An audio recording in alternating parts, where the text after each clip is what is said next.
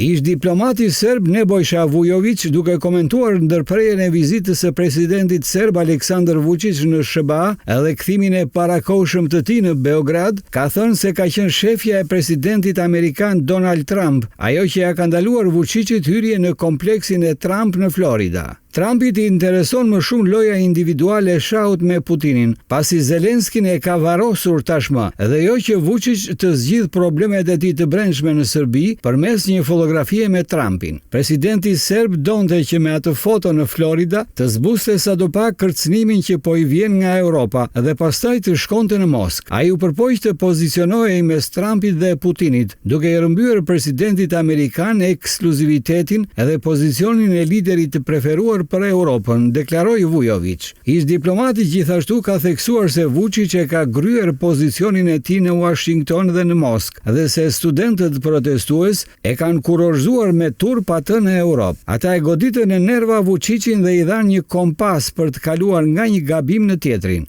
Ai kërkoi përballje me komunitetin akademik, me shpresën se do arrinte të shtypte protestat, por po arrin të kundërtën. Edhe ata që deri tani e kanë mbështetur për interesat e tyre, mbi të gjitha Brukseli, Parisi dhe Berlini, tani janë të detyruar të kryqëzojnë duart në pritje, deklaroi Vujović.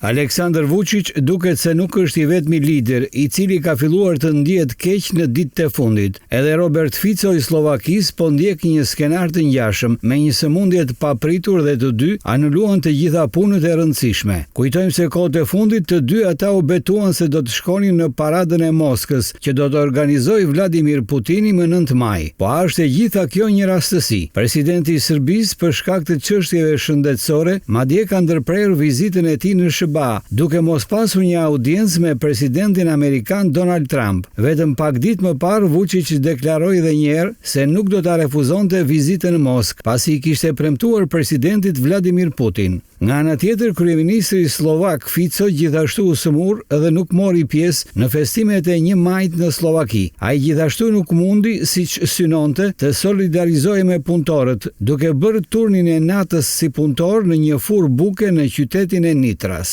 Edhe e gjitha kjo duket se është e natyrshme, kështu siç po vinë ngjarjet, duke parë afrimin e paradës së 9 majit, se ndoshta ata edhe mund të mos ja dalin që të shkojnë në Moskë, nëse gjendja e tyre shëndetësore nuk përmirësohet. Në të kundërt, tani gjithçka që mund të bëhet është një shërim I shpejt I dy liderëve të shteteve respektive, të cilët afrimin dhe pëlqimin për Putinin nuk e kanë fshehur asnjëherë.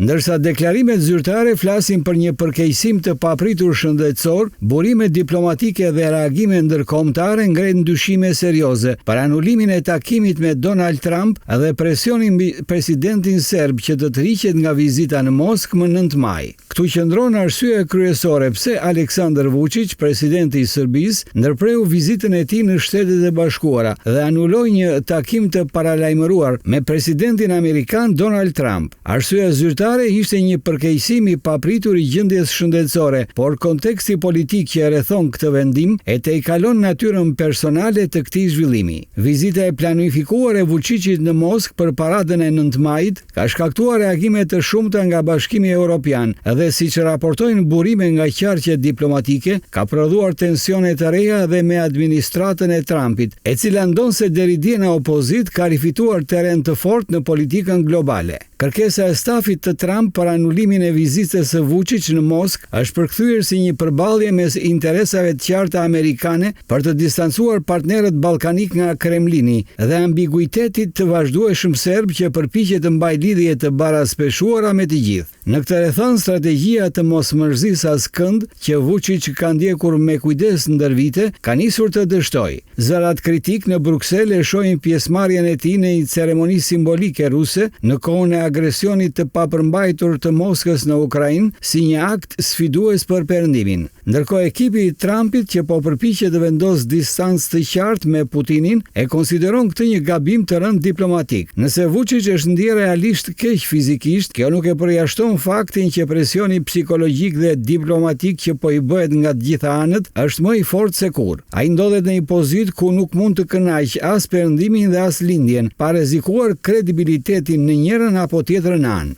E nëse kjo deri më sot taktik ka funksionuar si arti mbijetesës, tani po rezulton të jetë dhe shkak i konsumit të brendshëm politik dhe njerëzor. Me anulimin e takimit me Trumpin, Vučić ka humbur një moment simbolik për të forcuar pozitat e tij në skenën ndërkombëtare dhe për t'i dhënë Serbisë një rrugë më të qartë drejt perëndimit. Në vend të kësaj ai gjendet i detyruar të arsyetojë një dobësi fizike, kur në fakt sëmundja më e thellë është ajo që ai ka krijuar vet. Loja me të gjitha palët që në kohë tensioni global nuk tolerohet më. E pikërisht këtë vizita e 9 majit në Moskë nuk është më thjesht çështje agjende, është çështje drejtimi. Dhe shëndeti i presidentit serb siç duket po e paguan këtë konfuzion.